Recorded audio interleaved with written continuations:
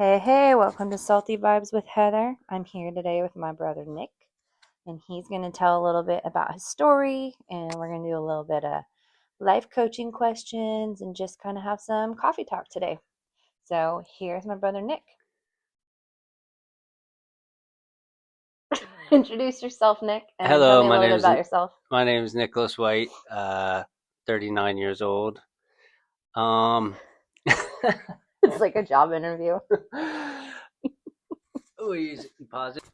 Okay, Nick, so just tell me a little bit about your life story, what you've been doing. I'm going to ask you a couple questions in between here, but right now, just kind of like say your testimony, what you've been through. You've been through a lot in the last several years. First, you Okay, can tell the good, and then you can tell the bad, or whatever. Summarize it. But you talk about kids, just kind of anything and you want to talk about. okay. I'm gonna try to give you my life story really fast. It Um, can be long too. okay. We don't need the short version. I I grew up really fast. I joined the military when I was 17. Got married as a teenager. Bought a house really young. Had kids young, and I was doing really good with my life. And then after I got out of the military, me and my wife ended up splitting up, and I was messing around with drugs and ended up just completely destroying my life with drugs. How many years? For about 10 years. The first couple years, I hit it I thought pretty well, but people started catching on. It became pretty obvious. And then just pretty quickly destroyed my life. Uh, but my family always stuck by me and everything. And it really took me going to prison for 2.5 years to hit a brick wall and finally get sober. And I had that time to really think about and reflect on what happened to my life and everything. And so since then, I've been sober. I've been sober for about 3 years now. But yeah. So what was you think the most changing point to where you wanted to stop besides getting put in prison? Because I you mean, said when you got out of prison, you still were thinking about doing drugs because you were clean in prison, right? yeah, I got clean in prison, but it wasn't by choice. I mean, I wanted to get clean for years, but I just kind of gave up. But when I went to prison, I was forced into sobriety, and and I still dreamed about drugs all the time. I still thought about it a lot, even though I didn't want to. It's just my lifestyle for so long, and chemical dependency. I was full fledged drug addict. But I still actually had plans and thoughts of getting high when I got out. And then the day I got out of prison, my mom surprised me with having my kids come visit me, and I didn't know, and I hadn't seen them in about 3 years. And then the second I saw them, it was like a light switch clicked in my brain. And even though I was sober, I had been sober the whole time I was in prison and everything. It was that moment that something clicked, and I was like, I'm not going back. I'm never going back to that lifestyle. And I don't want to disappoint my family, and I just don't want to live like that anymore.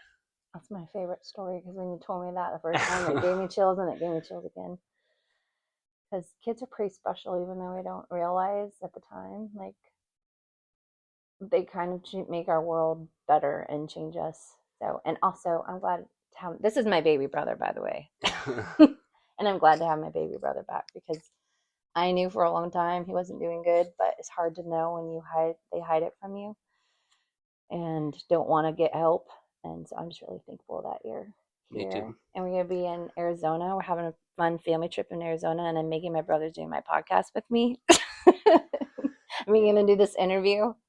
But so when you were in the drugs, let's go to like what was your lowest point, do you think, that you can remember? Like one of your lowest points? There were so many. I think about this is something I thought about when I was in jail too, like how people talk about hitting rock bottom. It's like I hit rock bottom, and I was there. I hung out at rock bottom for years, and like it was almost like I hit rock bottom, and then I jackhammered farther down below rock bottom. I Yeah. was I'd lost everything, lost my house, lost my kids. Never had any relationships that were meaningful. I was dating girls that were pretty much prostitutes, and everybody I knew was a drug addict. I was in and out of jail, just nothing going for me. And it, even though I missed my family, it was like really drugs became like everything that I lived for every second of every day. It like pretty much just numbed your brain, made you not. Yeah, part of me, being scared to get sober back then was that I didn't want to face reality and look at my life. I was like, if I stayed high, I didn't care so much about all the, you know, garbage that my life became. It was just you stayed high just so I didn't have to face reality. Mm-hmm. What's your most highlight after getting out of all the crap you've been through in the last several years? What's been the highlight so far of your life? I don't know. Every day I thank God that I got out. I'm happy every day. I'm being around my family all the time and seeing you, hanging out at your house and hanging out with you and hanging out with my parents and And getting to go my on trips. siblings, going on trips and Who knew it would be fun to go on trips with your parents when you're almost 40, right? I know. It's probably more fun than it was when we were kids. Yeah. So I'm gonna ask you a couple questions, and these are like what we do for like life coaching. It kind of helps your brain think. And so one of this is kind of a funny one. But so if your life was a movie, what would you want your title of your movie to be? Your life Uh, movie title. um, Be creative.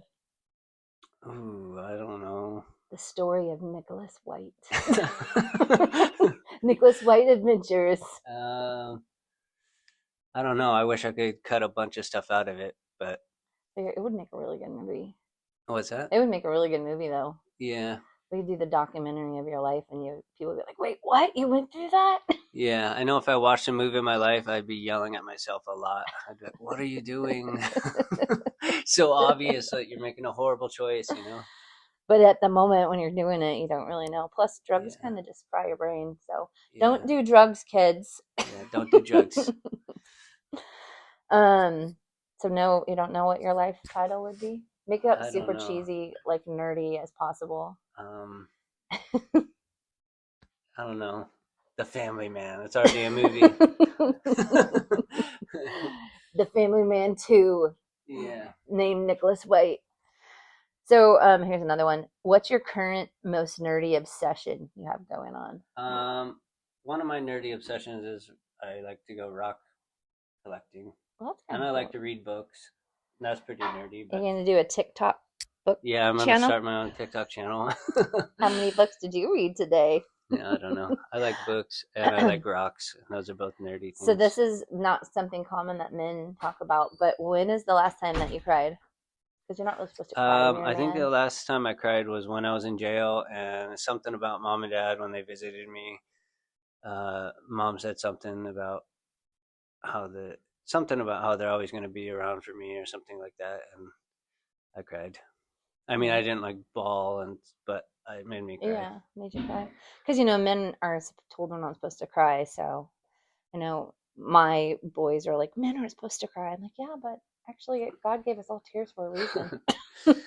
So it's not bad if you cry, just so you know, if you're a man. So if money and time and resources were not an issue, what would you want to do? Unlock a dream within your mind with this um, question. I think it'd be really cool to fly an airplane. Like, get your pilot's license? Yeah, I don't want to be like a professional pilot, like for money, but it would be cool to be able to just fly around.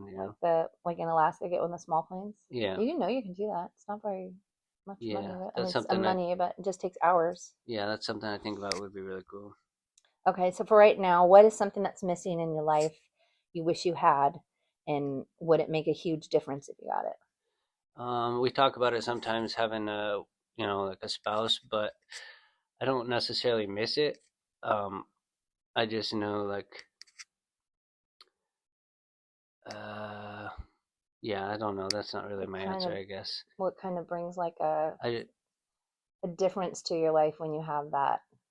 It's almost like a stability when you don't when you're single. It's kind of different. Maybe is um, what you're saying. yeah, I mean like that's just the first thing that popped in my mind because obviously my life would be way different because when you have somebody, a partner, your whole life kind of revolves around that person. Right now is like the first time I've ever been single. Even when I was a little kid in elementary school, I always had a girlfriend, Me too. It's and weird. I never goes time without one. If I broke up with a girl, I'd instantly have another girlfriend, just because I was like dependent on being with somebody. So now this is Hmm. the first time in my life where I'm like trying to figure out life on my own. I'm 40 years old. Not quite, but we just realized Yeah, I'm almost in 40. 6 months you will be. He thought he was turning 39. I crushed that dream. um, so let's see. What would you do if you knew you couldn't fail? This is one of those cheesy questions that gets asked for inspiration, but it's also kind of a good question because it makes your brain think. If I couldn't fail, So, what would you do with your life if you knew you couldn't fail? I'd gamble.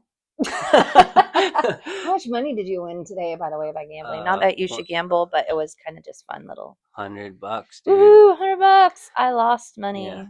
gambling's depressing. Gambling is really depressing. We were trying to figure out how people do that. We're like, how do they sit there at the slot machine and just all day long and put money in?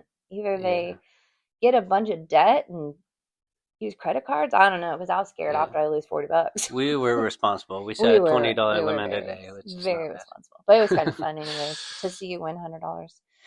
Um, so what is something that you could do this week to make your life more fun? Just for this week, what is something fun you want to do? Um, And go. this month too, because you're going to be on a little adventure for this month. Yeah, Seeing I want to get my brother out of his shell and make him go hiking. Maybe go swimming, do some fun stuff instead of work all the time. that'll be fun. Um. Okay, so tell me one thing in your life that you've learned from your mistake that you've made from being like a drug addict. What do you think is one thing that you learned the most out of that situation? The one thing I've learned about that situation, Yeah. um, well, obviously, don't even try drugs. I I thought like I thought when I was younger that like honestly the reason I even tried hard drugs is because of weed, which people say, oh, it's a gateway. It wasn't necessarily a gateway. It's just I used to smoke weed when I was younger, and it made me get along with my wife. And I was like, oh, there's all these plus sides nobody talks about, and it was illegal back then. And there's a big stigma, and like I never heard it. There's any good side to it. So I thought maybe heroin has a good side, and nobody talks about it. Hmm. So I was like, it's just probably just like weed. So I tried it, and I didn't realize it was a completely different ball game, and Yeah. it took over my life. But So it's definitely not like marijuana. yeah, totally different. But actually, the biggest thing I've learned is just to not take things for granted, like time with family and your kids, especially. Hmm. That'd be one of your takeaways. Let's see. We got two more questions, and then we can just kind of like talk about whatever. But so this is kind of a funny one, but because you are going to be 40 this next year. But what do you want to be when you grow up? Um, Oh, I want to be like my dad when I grow up. that's a good answer. All right, the last question, and then we can just talk about whatever. And I'm actually going to ask two more questions.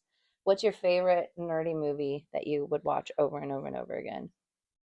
And it could be something we watched as a kid or something that we watch Um, now as grown-ups. Favorite nerdy movie? Or whatever, favorite movie. But we One watch a of lot my of nerdy favorite movies. one of my favorite movies that I just posted on my Facebook thing because I saw the thing is it's called City of God, which I don't know if you ever seen it, but it's really I good. don't think I have. Who's It's in like it? it's a movie with it's got a different language. It's not in English. It's probably the only movie I've ever watched in subtitles that I really enjoyed. Super good. Who's in it? Nobody you know. Oh, I've It's really never heard good. of it. All right, but it's really good. Yeah, it's super good. Where'd you watch it at I first watched time? it with Kendra when we were like still teenagers, I think. Oh, weird. Okay. Okay, and what's a book that you've been reading? I saw you reading a book Uh, yesterday or today. I don't I've remember read what day it lots is. of books that are really good, but my favorite author is Wilbur Smith. Any book by Wilbur Smith just is better than all other Is it books. crime drama? It's called historical fiction, Oh, historical but fiction. he's just so good. Hmm. Wilbur, what is it? Wilbur what? Wilbur Smith. Wilbur Smith. He's an old dude. I don't even think he's alive anymore, but his books are really good. So Timeless. before I ask the last question, is there anything you want to say or add in there? This fun little topic today. I'm having a really fun time on this trip, and Heather's really cool. I'm glad you're doing this podcast. It's cool.